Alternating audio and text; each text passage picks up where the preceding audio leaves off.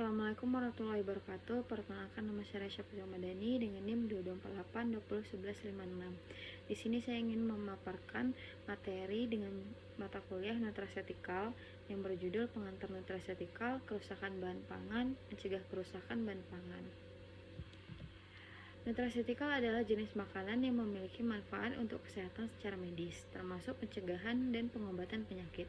Istilah ini diperkenalkan di akhir tahun 1980-an oleh Stephen D. Felice, MD, pendiri dan ketua Foundation for Innovation in Medicine. Makanan seperti ini sering disebut functional food. Nutraceutical di era post-genomic. Hasil penelitian membuktikan bahwa buah-buahan dan sayur-sayuran dapat melindungi tubuh dari penyakit kanker dan kardiovaskular karena mengandung antioksidan, beta-karotin, dan asam askorbat.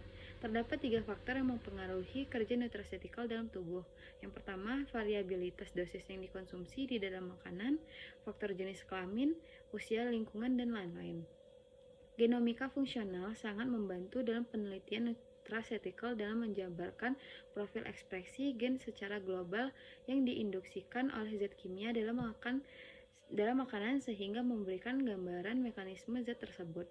Interaksi antara reseptor dengan ligan merupakan landasan utama dalam nutraceutical. Fitokimia dari karotenoid. Fitokimia merupakan bahan kimia kompleks yang ditemukan di dalam tanaman, terutama dalam buah-buahan dan sayuran. Fitokimia yang memiliki antioksidan cenderung berwarna terang karena mengandung komofor.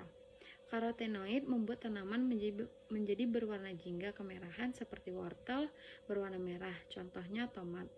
Sekitar separuh dari 50 karotenoid di dalam makanan diserap ke dalam aliran darah. Karotenoid dapat melindungi paru-paru dan hati dari kanker. Pemanasan dan pemotongan sayuran dapat melepaskan karotenoid. Karotenoid tidak larut dalam air dan mudah terserap dalam minyak.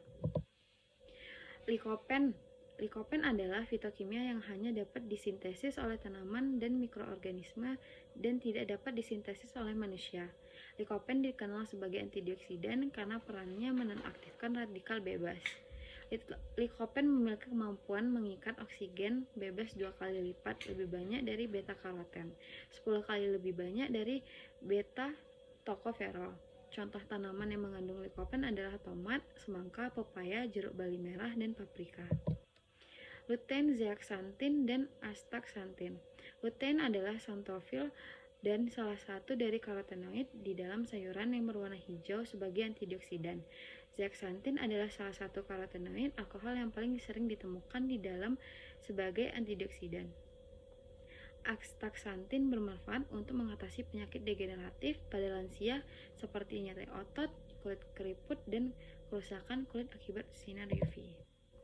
Terapi dengan antioksidan. Yang pertama, antioksidan merupakan senyawa yang dapat memperlambat atau mencegah kerusakan radikal bebas.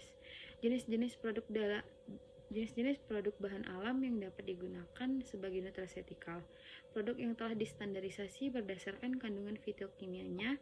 Yang kedua, produk yang telah diketahui kemampuannya namun belum distandarisasi empiris. Kerusakan bahan pangan. Faktor-faktor yang mempengaruhi kerusakan bahan pangan yaitu ada 2. Yang pertama, jenis bahan pangan. Yang kedua, kondisi. Klasifikasi bahan pangan. Bahan pangan mudah rusak yaitu ada susu, ikan, telur, dan daging. Bahan pangan agak mudah rusak yaitu ada buah-buahan dan sayuran. Yang terakhir ada bahan pangan tidak mudah rusak yaitu ada sereal dan kacang-kacangan. Penyebab kerusakannya itu dari pertumbuhan mikroba, aktivitas enzim, suhu, dan udara. Dan yang terakhir, waktu penyimpanan. Jenis kerusakan ada 4. Yang pertama, kerusakan mikrobiologis, kerusakan mekanisme, kerusakan fisik, kerusakan biologis. Dan yang terakhir ada tanda kerusakan, yaitu dari perubahan tekstur, perubahan rasa, dan aroma. Mencegah kerusakan bahan, yang pertama yaitu bisa dengan cara pengawetan suhu tinggi. Pengawetan dengan menggunakan suhu tinggi untuk membunuh mikroorganisme dan mencegah kerusakan yang diakibatkannya. Metode yang digunakan yaitu pemanasan, pengalengan, dan pengukuran atau perebusan singkat. Yang kedua itu pengawetan kimia. Pengawetan dengan menggunakan pengawet kimia untuk menghambat pertumbuhan mikroorganisme yang menyebabkan kerusakan. Bahan kimia yang digunakan yaitu asam benzoat, nitrit, dan asam sitrat. Yang ketiga itu pemanasan. Pengawetan dengan mengurangi kadar air untuk mencegah pertumbuhan mikroorganisme dan jamur sehingga akan mengurangi kerusakan yang terjadi. Sekian dari saya, terima kasih. Assalamualaikum warahmatullahi wabarakatuh.